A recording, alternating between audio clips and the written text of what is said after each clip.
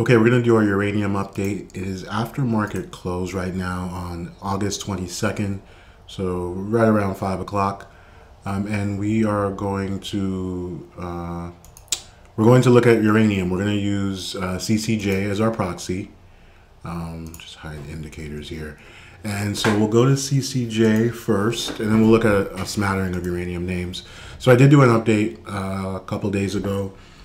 So I just wanted to give a sense of how Monday played out, and just know that that phenomenon of turnaround Tuesday is really important. What that essentially alludes to is this idea of we're either going to get follow through on the move that we saw. We're either going to get follow through on the Monday move that we saw, or we're going to get reversal, and so we know we can't trust the move. And so today we actually saw what looks like it's starting to bottom. And so tomorrow we're going to have to see if we do get a swing low. I'll just zoom in on the daily chart for a second here. And so this is our candle for today, day 35. So it's right in that timing band where you would expect a daily cycle low. We would expect the cycle to kind of complete itself. This one was 33 days, right, from here. So we had a top on day 18, and then we came down, basically gave it all back. This has been less bearish so far, at least. We didn't give all of it back, but again, we don't know if this is a daily cycle low. And what we'll be looking for is a move above today's high. So that would be a high above 2276. The problem is there is a lot of supply up here. I mean, these three candles. So you had this candle, you had this, which is basically consolidation, even though we made a new low, and then this massive candle. You'll see what that's represented on the weekly. What my point there is, we could get, this could be a daily cycle low. So we get our swing low tomorrow, and we could see a rally for 3, 4, maybe even 5 days. Like, imagine something like that. But then we fail, right? And then we start making lower lows and lower highs, right? And so that's what we want to watch out for. It's a really important concept. Just because we get a cycle low doesn't mean it's bullish. It means very short term it is bullish, but it could also be a sort of medium term bearish thing if we get an early cycle top and then we begin to descend. And obviously in this case, this is actually a gentle move down. I'm not saying this is how it's going to play out. This is just a scenario, like an option.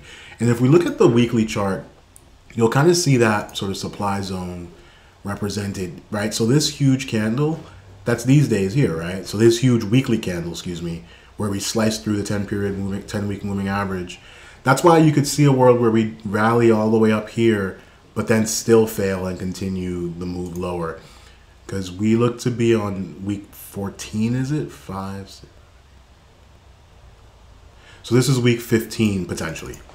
And so right now it's setting up for a reversal, right? Like, we have a potential bullish outside weekly candle forming because we've made a new low here.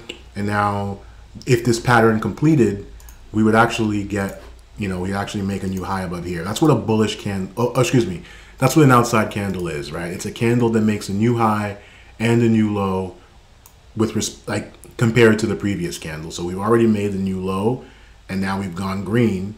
And so if we get follow through on tomorrow and then continue follow through the rest of the week, we could see a world where we make that move above 26. That would obviously represent a really nice gain. As of right now, though, if you look at the monthly chart, we're still in like longer term, not great territory, right? This is where we are right here in this red month. And we appear to have a long-term cycle top, month 25 of the 3-year cycle is what we're tracking here. 3 years, 36 months, that's easy math. This is month 29, so we could still have some room on the downside as we complete the cycle low. That doesn't mean we won't get rallies. Like, look at this month. I mean, July was a big green rally month. So you can get those in the middle. It essentially ended up being a lower high, and so that's what we're kind of guarding against, right? If I'll try just draw this out just to be clear. So like, we're doing something like this, right? We did that, and then we did that, and now we did this, and now are we about to do this? right? And then maybe something like this, and then this, and then this, and then this. Again, this is the monthly chart. And so this will play out over many daily cycles, many weekly cycles. This is what we want to guard against. There just isn't any edge being long here, as of right now, at least.